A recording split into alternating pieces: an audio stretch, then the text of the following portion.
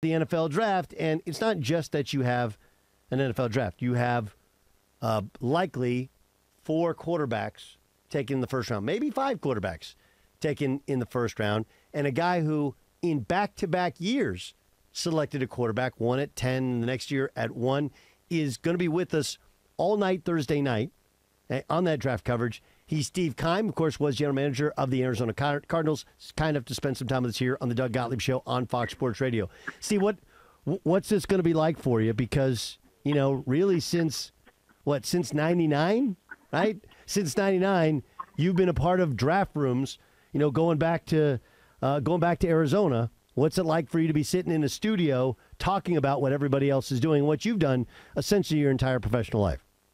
Well, Doug, I can say this. My blood pressure is down quite a bit today, comparable to the years, straight years in the business. And obviously having a spring off like this and to have a little bit of personal time is fantastic. Certainly do miss the excitement of draft day, but it's still to be a part of it. Very exciting for me. You climbed the ladder, right? You started as a scout, regional scout, and then you became director of scouting, ultimately to becoming a GM. Right. When you're a regional scout and you got a guy and he's on the board, what is that like in terms of, look, I've evaluated these guys. I know. I have a belief. What is that like for you when, a GM has to make a decision whether or not they take your word for it or a different regional scout's word for it? Well, no doubt, and that's what where the passion lies within that position as a scout, and coming up through the ranks. And I can say this now from not only being a scout, but then obviously being the ultimate decision maker. When you have conviction, like a lot of these guys do, that's their job to fight for their players. And when you're a general manager and you have an area scout or a regional scout that believes in a player so much, obviously their ability to understand that player is so much further along than yours. They've been to the campus. They've talked to coaches. They've gotten to know the kid much better than you have. They've watched every tape for probably 2 years, talked to his high school coaches. So that feel for that person is much different from a guy in my position that watches 3 tapes in the office and ultimately has to make a tough decision. So it's the job of those area scouts and those regional scouts to come with conviction and to be able to articulate their thoughts in a way that makes you really, really believe in their thoughts and their opinions. And that's to me what's great about this process, and especially when you feel that the hit rate, not only the hit rate of throughout the draft, but the first round is very, very sporadic. Hit rate's what, 66%? Is that about right? No, in the last 10 years, we ran analytics last year, and it was about 49%. And that was, again, the threshold for that was to become a eventual solid starting player in the NFL. And that's taking out players that endured injuries that you could not forecast. So just to become a solid starter in the NFL as a first-round pick, we're talking about a 49% hit rate. That's amazing. 49% hit rate. Okay, so what about, again, and this comes from your scouting background, but also as a GM, how do you balance the fact that you're an old offensive lineman, right? You were a guard. Yep. You played a ton of football. And, I'm sure you're able to evaluate all the other positions, but your ability to evaluate offensive line is probably at a much higher level because you did it, you grew it, and you speak the language and you feel it, you know it. How did you balance that out when you're scouting, that of all your area of expertise, offensive line you know better than anything else, and yet you have to evaluate that equally versus other positions? Well, there's no doubt that, starting off in the business, that you understand the intricacies of that position better than the other ones. Yet at the same time, grow up in football your whole life and getting to the point where you can actually, compete at the level you feel for positions. And then when you become a scout, early on in the process, you have to understand how to grade and develop the other positions. And really, from becoming a young scout to being a veteran scout with experience, it's more about what you've seen along the lines and how you can compare those comps in your mind. Steve, take me to 2018, okay? That was a quarterback-heavy draft. And what do you remember about the decision to draft Josh Rosen? Well, we were sitting at 15, and again, there was a number of those quarterbacks that we liked in that draft. But for us to be able to have the draft capital to go up and get one of them, it certainly wouldn't have been probably beyond 10, which the way it fell with Josh Allen going to the Bills, the next player up was Josh Rosen, who we did like. We thought had a ton of potential in the NFL. And really, going back to the days of really when you look at Ron Wolf's philosophy as the old general manager of the Packers is you have to take chances and you have to take quarterbacks if they have potential. The supply and demand is so tough, and it's so hard to find those guys. I was fortunate enough in my first year as the general manager to give a seventh-round pick for Carson Palmer, who went on to be in several Pro Bowls for us, and we won over 50 games in 5 years. So then to be able to not have a quarterback and put yourself in that position is extremely difficult. And these guys are hard to find. So you have to take a swing, and you have to be able to take some chances. And obviously Josh Rosen was a guy who, from a skill set standpoint, had all the tools that we were looking for, and obviously made that selection with the 10th overall pick. Why didn't it work? Well, I think there's a number of factors. Obviously, our team built around Josh probably was not, from an offensive line standpoint, from a talent standpoint, was probably not a great thing to put around a rookie quarterback, as well as, I think sometimes with quarterbacks like that, you learn the little things to begin with, whether it's their off-field preparation, their love for the game, what drives them. I talked about it earlier this morning with Dan Patrick. I think it's kind of like Tom Brady. Why was Tom Brady great? Because he was obsessed with the game. If anybody knew that he was going to be great and obsessed with the game, then obviously he wouldn't have been a sixth-round pick. So things can matriculate over the guy's career once they show their passion, their love for the game. You made what ended up being an incredibly successful but hard decision, right? And because the hardest thing for dudes to do, especially when you're making the pick, is to essentially say I was wrong, right? Right. You change coaches, you change quarterbacks 1 year in. How hard is that actually to do? To walk in to your boss's office and say, hey, last year I sold you on a coach, but I'm getting a new one. Last year I sold you on a quarterback, but I'm getting a new one. What's that actually like to have that conversation with your owner? It's the most difficult. It's the most difficult decision in the business to make. Is when you have to sort of wave a white flag and say that you made a mistake. But again, that's part of the process and part of growing up through the ranks. And if you don't have the ability to have humility and to recognize when you make mistakes and to make mistakes and quickly make the changes, to me that makes you a much better leader and a much better general manager. And I think that again, it's not fun. It's a significant financial loss.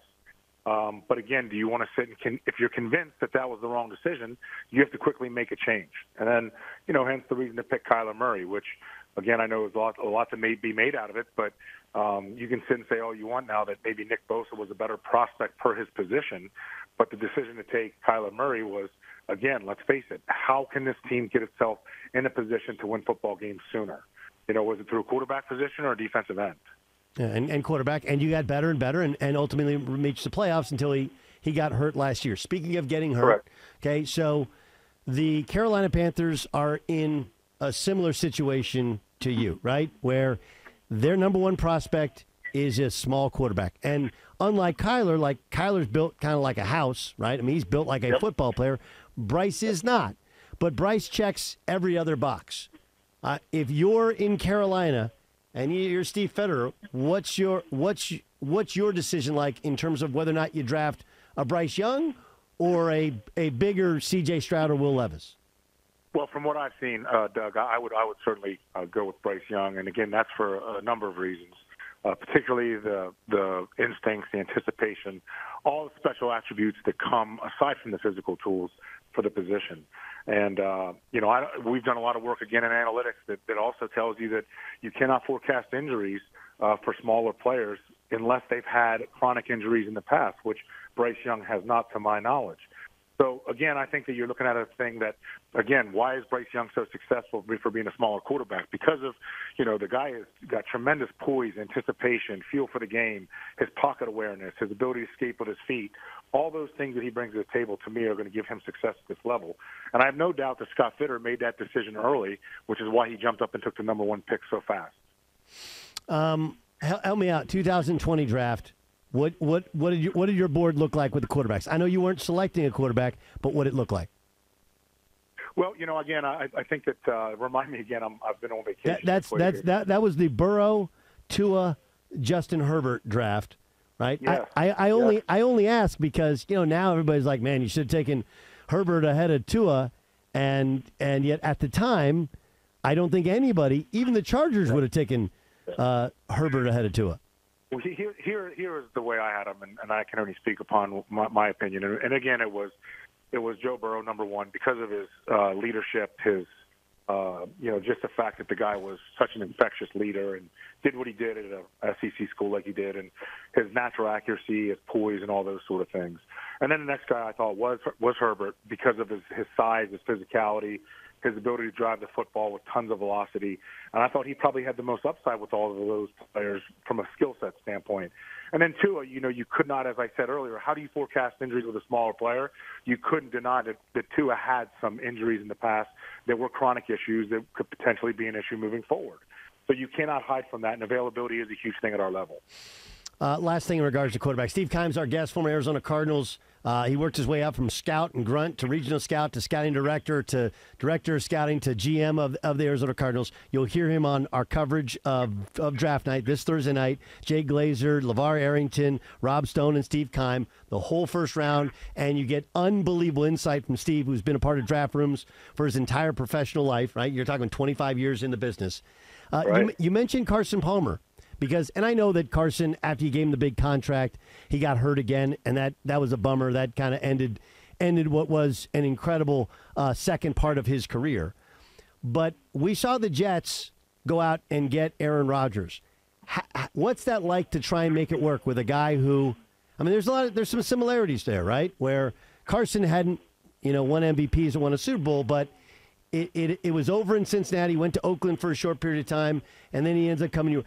What's it like to try and make it work with a guy who has been great previously, has his way of doing things, and you're trying to integrate him into your culture? Well, the great thing about Carson is I think there was a perception when we traded for him that he was maybe not quite the team guy that he was, and he was phenomenal, man. He's one of the best players I've ever been around in terms of character and just leadership in the locker room. So he was so good to work with. And for a young GM like myself, I took advantage of it. I would sit with Carson and pick his mind about players on other teams, guys he's played against. And he was a great resource for me, and which I hope Joe Douglas does with Aaron Rodgers. And those guys that are happy to do that, like Carson, and hopefully Aaron Rodgers is that type of guy as well, they're invested in the program. That they're excited about things. And those are the football junkies in your locker room that sort of separate themselves. So, again, I would use those guys to help myself build out that roster, as well as you got to make those guys comfortable as well. I'm not saying you change your whole program or you do everything that they want to do, but obviously those guys have a great set of knowledge, and they've had success in the past, so they know how things are done and done the right way. And, again, to me, for Joe Douglas to go out and make that trade is a huge hit for the Jets. Obviously, you have to be very optimistic about what they're going to do in the future. And, again, I think it was a wise decision on his part.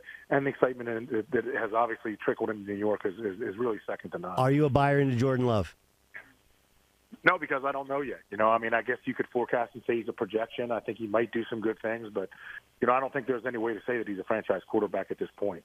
Last thing, everybody needs a rabbi in the room. All these selections, especially after the first round, there's a regional scouting director who stands on the desk and says, this is the guy. Who's your greatest success story? A guy that you were in scouting and you swore by him and he lived up to and maybe exceeded even your own expectations? Well, probably the two that were mid-round picks were probably Tyrann Mathieu and Adrian Wilson, both defensive backs, both safeties. Tyrann, for a number of reasons, obviously didn't get picked till the third round, but just thought that the guy loved the game enough that the off-field issues were not going to be a problem and wouldn't follow him into the NFL. And Adrian Wilson, a guy that was coming out of North Carolina State, which was my alma mater, really overlooked and became a tremendous pro, six-time Pro Bowler, and a great player for the Cardinals for many, many years, is now the vice president of player personnel in Carolina. Those two guys, to me, stand out. And, again, it was one thing that was attached to both of those guys, love and passion. Yeah. And if you have those two things, regardless of some of the physical limitations you may have, it certainly makes up for it in the end. And generally, those guys are the guys that rise at the top. Yeah, Tyrann Mathieu, amazing, right? He went from a guy who was a can't get right at LSU, just always something, to like a beloved player wherever he's been now in the NFL. And you mentioned Adrian Wilson. When you're working in front offices in the NFL, it shows the respect people in the league have for it. Steve, can't wait to hear you on Thursday night. Really appreciate you being our guest here on Fox Sports Radio.